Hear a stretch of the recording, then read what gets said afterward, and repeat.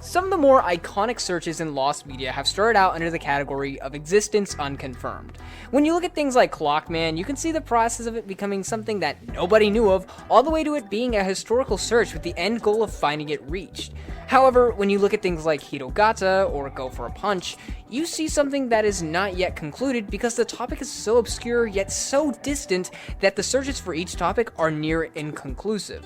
Today we're going to be diving back into some more unconfirmed pieces of media, one of my favorite categories. So with that being said, sit back, relax, grab yourself something to munch on, dig up some memories of obscure media from your childhood, and get cozy, my guys, gals, and non-binary pals, because today we're looking at 10 more unconfirmed pieces of media.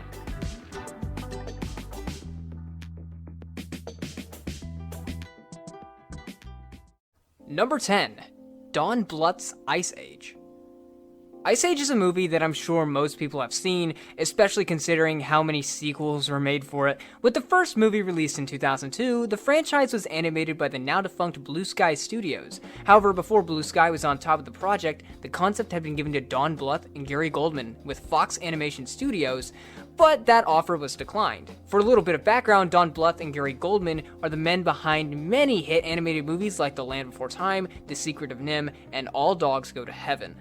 The film was supposedly more dramatic, like The Land Before Time, and was meant to be hand-drawn instead of CGI. It's said that Bluth was given a copy of the original script before he turned it down, and it's unknown if anything other than the script was produced for this version of the movie. There's a belief that the reason why Bluth and Goldman had declined this offer was that the movie Titan AE, which they had directed, had bombed at the box office. Not just that, Don Bluth has said that he has a distaste for CGI animation, yet many believe that to not be the reason for his denial, as the original movie was to be hand-drawn. The project was later handed over to Blue Sky and thus became the franchise it is today. Another reason I've seen behind the cancellation of this film is yet again because of Titan AE, as Fox Animation Studios shut down just 10 days after the release of the film.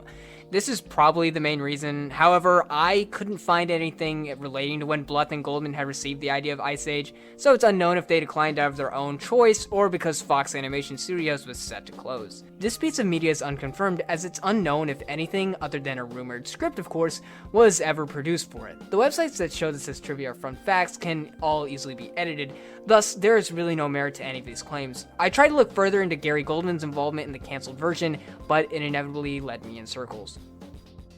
Number 9. Married with Children NES game. Married with Children was a sitcom produced by Fox that ran from 1987 to 1997. It was what you would expect from an average American sitcom. Laugh track, applause, actors trying to relate to an average person, etc. Logically, anyone would think that this would be the kind of material that would transfer over great into an NES game. You know, kind of like how they put Stuart Little on the Game Boy Advance. This planned NES game was supposed to be an unlicensed project by the company ShareData. However, it could be related to American Game Cartridges Incorporated, as AGC was established as a subdivision to ShareData. The game was first mentioned in the year 1990. This is a bit of a concern for the AGC theory, as that branch of ShareData was ended in late 1991.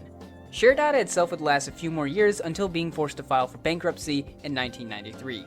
The March 1990 issue of Game Players magazine mentions the game in an article which reads, "Another company bringing out non-licensed Nintendo-compatible games is ShareData. 4 new titles priced under $20 were announced, including the first Nintendo game intended strictly for adults, Married with Children, based on the off-the-wall comedy show on Fox TV. ShareData says the Nintendo-compatible version of Married with Children, like the TV show, will be humorous but slightly risque, similar to Sierra Online's Leisure Suit Larry series of computer games." Knowing that ShareData had announced 4 new titles for the NES, I wanted to try to track down what those titles were.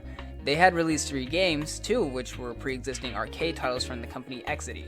ShareData's first original release was called Shockwave and was released in 1990.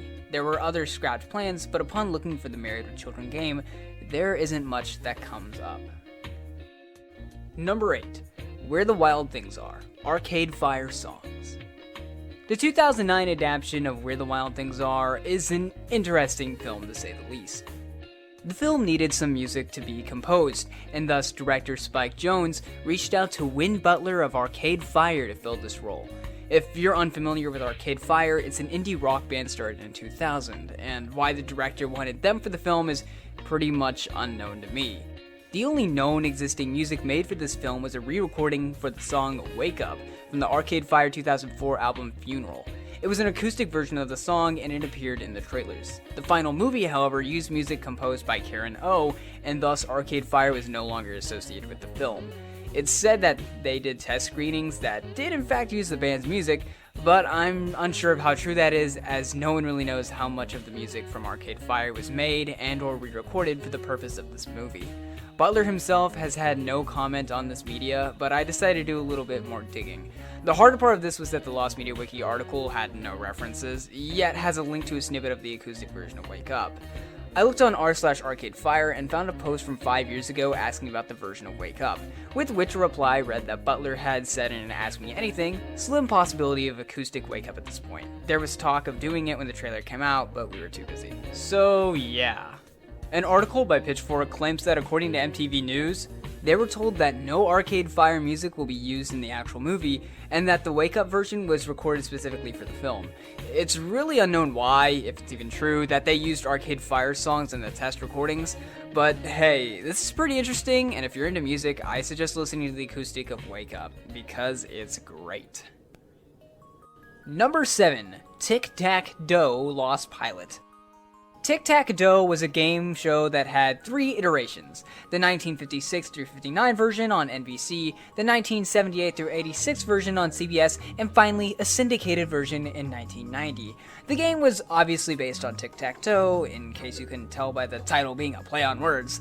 Contestants had to answer trivia questions and then got to mark the board. So the questions were based with different categories, and every so often the categories shifted positions on the board. So this was pretty much your average game show: play tic-tac-toe and get paid. Fun for the whole family.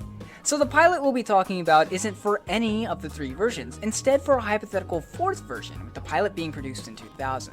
While there are many unknown details about this pilot, we do know that it was produced on Stage 36 of CBS Television City. Information about the pilot is generally unknown, as certain pieces like the host and even the general gameplay are not publicly known. In fact, no actual verification about the legitimacy of this pilot exists other than an old screenshot of the CBS Television City website that shows that this pilot, as well as the $100,000 Pyramid pilot, was filmed on Stage 36. Interestingly about that same screenshot is that the recording for this pilot is listed under November and October the same year. This could very well be something I don't understand, as all the programs listed were listed for each month, in the exact same place. I went digging some more and found a forum thread discussing that Tic-Tac-Dough and the 100K Pyramid pilot, and it brought up something rather intriguing. The thread, although only 3 posts, claims that the $100,000 Pyramid pilot was taped at Sony Pictures Studios, as opposed to the consensus that both pilots were shot at CBS Television City. Yet again, this is merely a forum post, and that's a bit hidden, so take what it says with a grain of salt. Number 6. Nickelodeon's Pocket Money. Pocket Money is really interesting. Nickelodeon has had all sorts of programming, whether it be a cartoon about a talking sponge, or a game show where kids get buckets of slime poured on them. It's indisputable that Nickelodeon has a variety of programs. Pocket Money, however, is one program with very little known, considering it might not even exist. It was supposed to air on Nickelodeon a very long time ago, with the first and only mention of it being in the 1979 press kit for Nickelodeon. The page that first mentions Pocket Money puts it alongside other shows like Video Comic Books, Bananas, and even Pinwheel. It was mentioned in a single sentence that reads, "Pocket Money, a show that will cover everything from lollipop factories to youth in politics." This is the first and only mention of Pocket Money from Nickelodeon. It never aired, and it was never mentioned again. Strange how they can advertise an entire program, which even had its own general description, and have it never show up again. There's quite a few interesting theories as to the whereabouts of Pocket Money, so we'll be exploring each avenue and my thoughts on them. One belief is that Pocket Money was simply cancelled. It kind of explains why it never appeared again, but it really doesn't explain if the series ever went into production.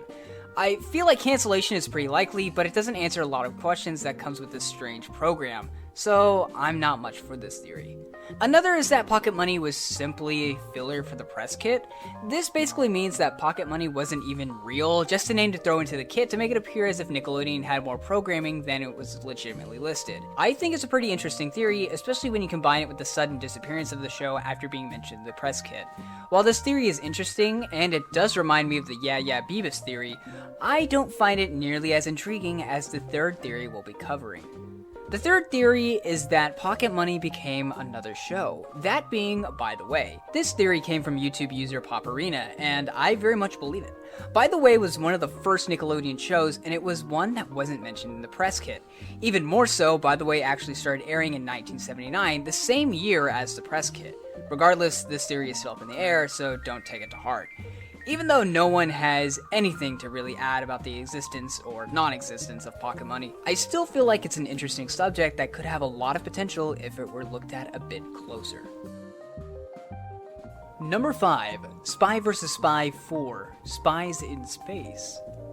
Spy vs. Spy 4, Spies in Space, that is a lot of S's, was a potential fourth addition to the Spy vs. Spy game series based on the comic strip of the same name published in Mad magazine. The comic strip was really simple. It involved two spies trying their best to eliminate the other one.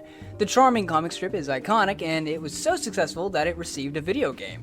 These video games were released on all various systems at the time, like the Commodore 64, with the first game seeing release in 1984. The second game, Spy vs. Spy 2, The Island Caper, soon followed a year later as the game's official sequel, and in 1987, the final installment of the series, Spy vs. Spy 3, Arctic Antics, was released and thus ended the trilogy. At least, that's what it is now. An apparent fourth game was rumored to exist in some form. At the end of the third game, the two spies get launched into space, then text appears that simply reads, Spies in Space. Yet that ending was removed in later ports of the game. So it begs the question of what did the text allude to and why was it removed from later ports? I tried looking for more information regarding the production of this game, but I was met with basically no information about Spy vs. Spy, and a lot of search results that led me back to the Cold War for some reason. I assume little is actually known if this thing had done any actual development for a game, or planning for a game, or what, mainly because there isn't any information I can find relating to this game outside of the Lost Media Wiki article, which has no references by the way. It seems kind of strange that they would somewhat tease a fourth installment, especially considering how much potential it could have had, then to remove that from later ports. I think that they tried to at least plan this out, but then when realizing their limitations, they ended this project. But hey, I could be crazy. Maybe we're just overanalyzing a single line of text, but honestly, who knows? I just think it'd be neat to see our two favorite spies in space. Number 4. King of the Hill on Fox Kids. I've talked about this topic a few times on stream, but never really dug in deep with the subject itself. King of the Hill was an animated show geared towards adults that aired on Fox from 1997 to 2010. The series revolved around Hank Hill, the assistant manager of Strickland Propane, living his everyday life in Arlen, Texas. In February of 1998, 1 year after the show's premiere, Fox Kids held a block called Head to the Hills, which featured characters from King of the Hill interacting with different characters from shows that were airing on Fox Kids at the time during promos that would air in between programs. It was rumored that some of these promos are lost, and, with only ones being available featuring such things as Hank Hill meeting the Silver Surfer, because, all we need now is to make Hank Hill canon to the MCU. So, I know what you're probably thinking, why was King of the Hill airing with other cartoons from Fox Kids, especially considering that the show was made for adults instead of children? Many have said that this is because King of the Hill was popular with the targeted demographic of Fox Kids. Which, that's fair. Many believe that since Fox Kids aired King of the Hill, a clean edit of the show, or premiered episodes, have to exist somewhere. For the kids. You can't exactly show some of Hank Hill's language to kids. Yeah. Anyways, due to there being a clean edit of the show, as many have rumored, many have debated on which episodes it was that were actually dubbed, with the wiki stating that it could be either The Son That Got Away and Now Who's Did I Mean. However, the latter was aired in 2001, 3 years after the block. The episodes which could have a clean edit are presumably from seasons 1 and 2, as everything before the second half of season 2 had aired before February 1998. So, from my understanding, I'd imagine it'd be a different episode each time it would air on the block. So depending on how many times it was aired, it would be how many clean edits there would be. That is to say, if there were any clean edits made. Personally, I don't see King of the Hill as too inappropriate for kids as compared to other adult animated series like Family Guy, so I'm not sure if there would be any other edits made. Yet again, you gotta keep that TV rating, so honestly, I don't know. I think it'd be pretty neat to see some clean edits of King of the Hill, so I'm holding out hope on this one. Number 3, The Funhouse of Dr. Freek. Ghosts of Fear Street was a book series by R.L. Stine that was geared towards younger audiences in comparison to his series Fear Street, which was aimed towards adults with much more mature themes going on. The series was a typical R.L. Stine book, and if you don't know what that means, just read Goosebumps or something, I don't know. It had 35 books in total during its run, however, there was a planned book 36, that being The Funhouse of Dr. Freek. There are some summaries for the book that exist online, like on Wikipedia and stuff like that, and some sources have even said this book was actually planned to have been book 32. But, you know, with the abundance of information that appears online about the book itself, it makes you wonder why exactly this book was never published. A plot synopsis from Goodreads reads the following. When Joe breaks a funhouse mirror at a carnival, he releases an exact double of himself. Can he stop his evil twin before he takes over Joe's life? It's believed that the Joe being referred to is Joe Turner, a protagonist who had appeared in previous stories, thus hinting at his return. I assume this is part of one of those little summary things that go on the back of books so that when people pick it up, they only have to read the back of the thing before determining if they want it. However, the Joe Turner idea is a bit scuffed because if this was planned to be the 32nd book, this would be his introduction. While many things point to the concept of this book existing, there are no traces of any literary proof anywhere. There are a few notable mentions of this book being released, such as an Amazon review that gave this thing 5 stars back in 2005. I'll take this review lightly, as it just seems to be someone talking about an old contest of R.L. Stine's, and that's not what we're interested in. I'd say the most compelling piece of evidence for its existence is through R.L. Stine's actual website, where it's actually listed to exist. How much of the writing for this book that survives, however, is unknown, and that's why this is marked as existence unconfirmed. Number 2, Chicken Little 1943. No, this is not the Chicken Little you may be thinking of. First thing you should notice about this entry is the date, 1943. Yeah, the middle of World War II. See, we're already off to an interesting start. Due to the ongoing concern over Nazi ideology spreading, the US government commissioned Disney to make a few propaganda shorts. The goal was to ensure that Americans didn't fall for any Axis propaganda messages. The symbolism in Chicken Little is glaring, as a fox uses a book to attract attention from his prey, who walk right into his den and become his dinner. Pretty dark, huh? While this short is available to be viewed online, the lost version we will be talking about is the original draft of the short. Originally, this short was more than just symbolism. It was straightforward, right on the nose, and extremely blunt. It was said that in the first version, the book that Foxy Loxy, the villain of the short, was holding was actually Adolf Hitler's Mein Kampf, and instead of Foxy Loxy using tactics of quote-unquote psychology, it was actually said to be propaganda. Literally. There were a lot more things that were considerably more unambiguous, such as swastikas being used and apparent. It's generally unknown how much, if any, still exists of the original draft. It's also unknown when any of these changes took place, you know, if the short was already in production or not when they decided to change these things. The only proof that any form of animation for the original draft exists is a storyboard for the original story, where you can see Foxy Loxy reading Mein Kampf. So, it was at least definitely considered. Perhaps it's best this short was changed to be less upfront. The war was a difficult time for many, and I can't imagine being reminded of it through a Disney cartoon. Number 1, Dracula 1920. Dracula is an iconic staple of vampires when it comes to media. The legend of Dracula has been around forever, and thus many different interpretations of the vampire have been created. And that brings us to Dracula 1920, a lost Russian film about the titular vampire. When I say lost, I mean lost. There's absolutely nothing about it anywhere. No videos, no stills, no behind-the-scenes pictures, nothing. The director of the film has been rumored to be Viktor Trojansky. I really hope I'm saying that right. However, the movie is not listed in his filmography, and thus he was never credited. So, how do we even know this thing could exist if there are no credits and no visual proof? Well, technically there is proof, albeit through text. A book titled The Vampire Book, Encyclopedia of the Undead, makes a reference to this film. This seems to be the only mention of this movie, yet nothing has surfaced. It is believed that since this was 1920, the film may have been destroyed during the Russian Civil War. However, it's unknown how possible that theory is. For myself, I believe that the film could have been in production at one point. It was teased into the book, and then the war happened and production ceased. I imagine that it just must have gotten lost or forgotten about or something. It's unknown where it could be now if it exists. However, I wouldn't dismiss it entirely. But let me know what you think. So, that's 10 more pieces of lost media that fall into the category of existence unconfirmed. I need to mention that this video is not ranking these topics in any sort of way, and they're being presented in no specific order. This is one of my favorite categories of lost media, so I thought I would revisit it to have a look at some more topics. Remember, while these topics have arguments for and against their existence, until any real confirmation they exist is provided, they will remain as existence unconfirmed. I want to apologize for this video being a bit later than usual. School's kind of eating up my time right now, and I'm trying my hardest to balance this with that and my other things, so I'm really sorry this has taken so long. But if you enjoyed this video, be sure to leave a like and tell me what you think in the comments below. If you're interested in more of my content, consider subscribing. It's free, and you can click that bell icon to be notified of my next upload. As always, guys, it's been a blast. I will see you all next time. Peace!